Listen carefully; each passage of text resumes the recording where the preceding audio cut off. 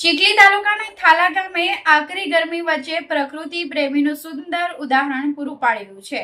ગામનું તળાવ હાલમાં પાણીથી છલોછલ ભરાયું છે, ત્યારે તેની આસપાસ આવેલા ગુલમોહર સહિતના લીલાછમ વૃક્ષો લોકોને શીતળ છાયા અને કુદરતી રાહત આપી રહ્યા છે. તળાવના પાણીમાં ઉઠતા તરંગો અને ફૂલોથી લહેરાતા ગુલમોહરના વૃક્ષો વોકવેની સુંદરતામાં વધારો કરી રહ્યા છે, જેના કારણે અહીંનો નજારો મનમોહક બની ગયો છે.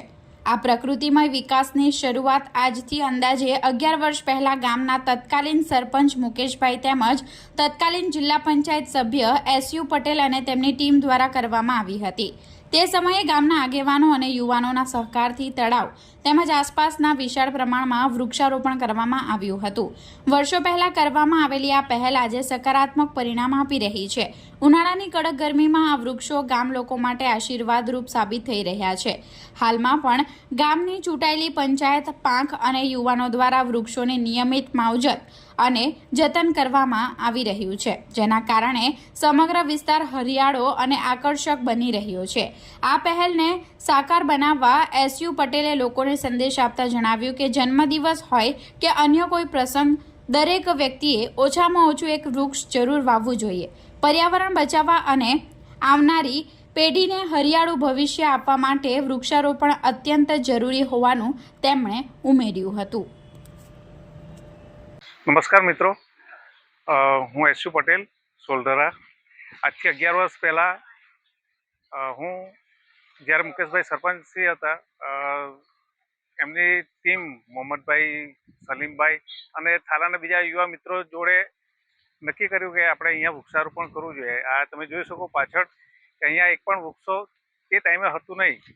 એટલે ટાઈમે અમે નર્સરીમાંથી લાવીને એના તળાવની પાળ ઉપર વૃક્ષો રોપ્યા હતા. જે આજે 11 વર્ષ પછી આજે અમે પણ એટલી કલ્પના નહીં કરી હોય કે આટલો સરસ મજાના અહીંયા વૃક્ષો, આટલા મોટા ઘટાદાર વૃક્ષો થશે અને એના શીતળ છાયડામાં આજુબાજુના થી દરેક યુવાન મિત્રો, વડીલો અને બહેનો આવીને એને શીતળ છાયડાની મજા લે છે. આજે આ વૃક્ષો જોઈને અમને ખૂબ આનંદ થાય છે.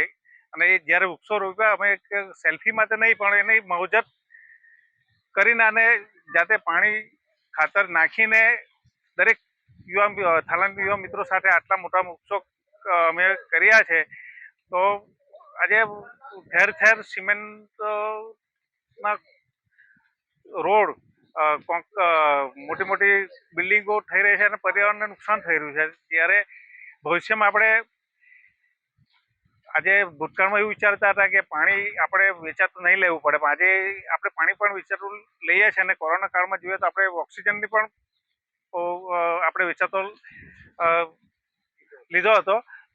તો વૃક્ષો વાવવાથી આપણને પર્યાવરણને પણ રક્ષણ થાય છે અને આપણા જીવન માટે પણ ખૂબ સરસ ઉપયોગી થાય છે. એટલે દરેક મારી નમ્ર અપીલ છે યુવા મિત્રોને કે ગામે ગામ, એક મારી ખાસ અપીલ છે કે ગામે ગામ તમે તમારા બર્થડે હોય કે કોઈ સારો પ્રસંગ હોય તો 1-2 વૃક્ષો વાવો અને એની માવજત કરો.